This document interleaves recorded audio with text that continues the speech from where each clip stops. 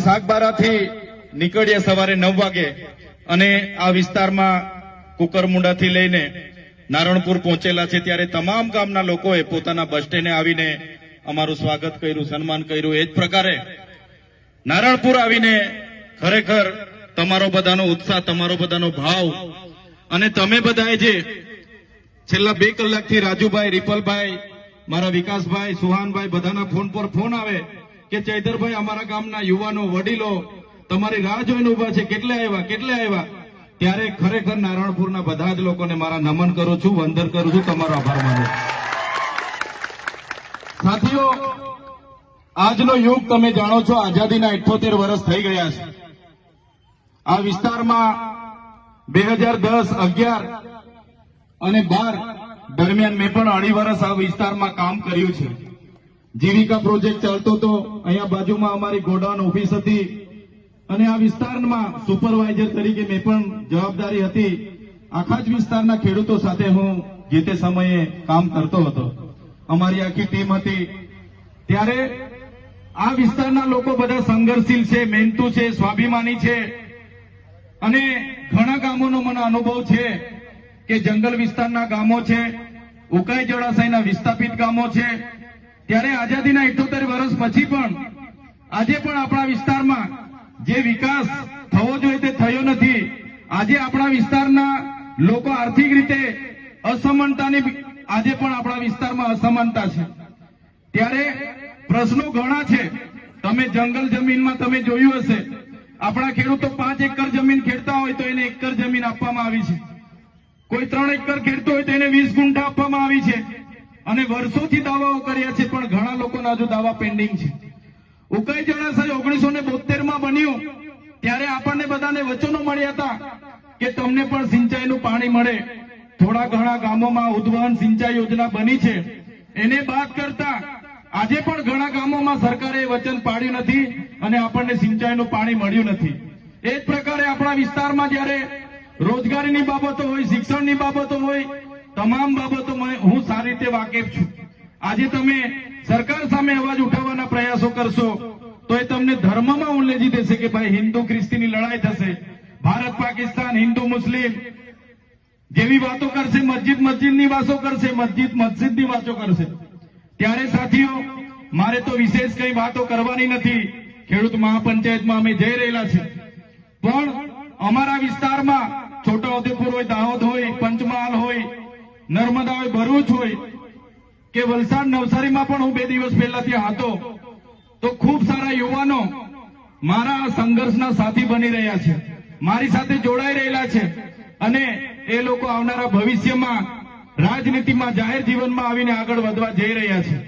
ત્યારે મારે તમને એટલું જ આહવાન છે, આજે ગુજરાતમાં યુવાન ભણી ગણીને BA કરે, BEd કરે, PTC કરે, ટેટ ટાટ પાસ કરે, બધી જ પ્રકારની અભ્યાસ કરવા છતાં એને નોકરી નથી મળતી, પેપરો ફૂટે છે।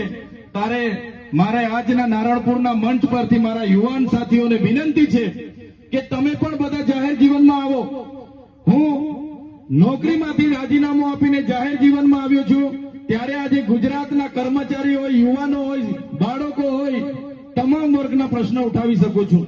આ વિસ્તાર અમારા માટે ખાલી છે। આ વિસ્તારમાં હજુ અમારું સંગઠન નથી। વગર સંગઠને આજે તમે આટલી મેદની ઉપસ્થિત થયા છો તો યુવાનોને મારું આહવાન છે, તમે રાજનીતિથી દૂર નહીં ભાગો, તમે પણ તૈયાર થઈ જાઓ, રાજનીતિમાં આવો અને રાજનીતિમાં તાલુકા પંચાયત હોય, જિલ્લા પંચાયત હોય, આવનારી વિધાનસભા હોય, તમારામાંથી એક યુવાન તૈયાર થઈ જાઓ, એને વિધાનસભામાં અમે પહોંચાડી દઈશું।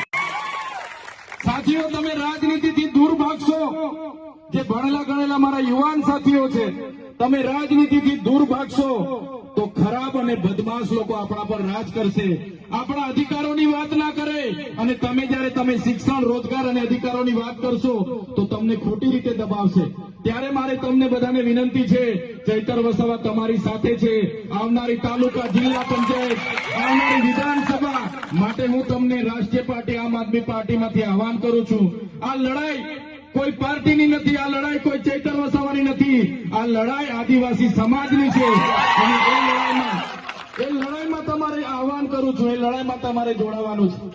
ભલે હું રાજકીય પાર્ટીનો ધારાસભ્ય છું, વિધાનસભા છું, પણ આમ આદમી પાર્ટી એ આદિવાસી માટેની પાર્ટી છે, યુવા માટેની પાર્ટી છે, જે પણ લોકો કામ કરશે એના માટેની પાર્ટી છે.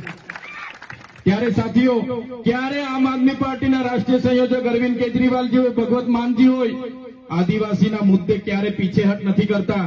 ત્યારે જ્યારે પણ આપણે વિસ્થાપતિની લડાઈ લડવાની આગળ લડવી પડશે, જ્યારે પણ જંગલ જમીનો માટે લડવી પડશે, આ સરકારો જ્યારે આપણને ન્યાય નહીં આપે, આવનારી તાલુકા જિલ્લામાં આવનારી વિધાનસભામાં એ સરકારને પણ આપણે ઘર ભેગી કરી દઈશું. ત્યારે મારે કોઈ વિશેષ પક્ષ પાર્ટી નેતાની વાત નથી કરવી, પણ ઘણા યુવાનો અહીંયા મારી સાથે મને ફેસબુક પર, ટ્વિટર પર મને ફોલો કરે છે, મને માને છે અને મારું કહેલું સાંભળે છે. ત્યારે એવા યુવાન સાથીઓ જે લોકો અહીંયા ઉભા છે એમને પણ હું કહેવા માંગુ છું, સાથીઓ, આવનારા દિવસોમાં આપણા સમાજને દિશા અને દશા આપવાનું કામ આપણે કરવાનું છે. આજે તમે જોઈ લો, આપણા યુવાન KTM R1 ભાઈઓ આઈફોન ભલભલા શોખમાં પડેલા છે, વ્યસનોમાં પડેલા છે, પાર્ટીઓમાં પડેલા છે. ત્યારે મારા યુવાનોને પણ બે હાથ જોડીને વિનંતી કરું છું, તમે ભણો, તમારું કેરિયર બનાવો. આ સમય તમારો ભણવાનો છે, કેરિયર બનાવવાનો છે. મારા યુવાનોને પણ કેમ છું કે ભાઈ તમે વ્યસન અને ફેશનથી દૂર રહેજો અને તમારું કેરિયર બનાવવાનો સમય છે, કેરિયર બનાવજો. સાથે મારા વાલી વડીલો પણ અહીંયા ઉપસ્થિત છે, મારા ખેડૂત ભાઈઓ પણ ઉપસ્થિત છે. શિક્ષણ સિવાય આપણો ઉદ્ધાર નથી. મોટા મોટા હાઈવે બની જવાથી, ઊંચી ઊંચી પ્રતિમાઓ બની જવાથી, ડેમ બની જવાથી, સરકારી આવાસો ભવનો બની જવાથી આદિવાસી સમાજનો વિકાસ નથી.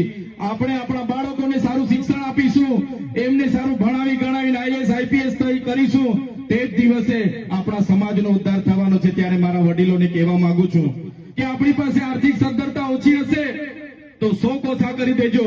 આપણા બે જોડી કપડામાં ચાલતું હશે તો ચલાવી લેજો, બે રોટલી ઓછી ખાવા મળે તો ખાઈ લેજો, પણ આપણા બાળકોને ભણાવજો, ભણાવજો ને ભણાવજો.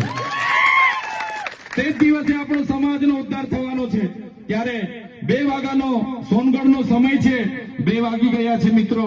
વધારે સમય હું નથી લેતો, હું તમારી બધાની માફી માંગુ છું. 2 કલાકથી તમે મારી રાહ જોઈને ઉભા હતા, સ્વાગત માટે ફૂલહાર લઈને, ગુલદસ્તા લઈને, છતાં હું તમને સમય આપી નથી શકતો. એટલે મને માફી ચાહું છું. આવનારા દિવસોમાં કોઈ પણ સુખ દુઃખના પ્રસંગો હશે, સામાજિક પ્રસંગો હશે, ધાર્મિક પ્રસંગો હશે, ચોક્કસ તમારી વચ્ચે ફરી આવીને અમે ઉપસ્થિત થશું. તમારો ભાવ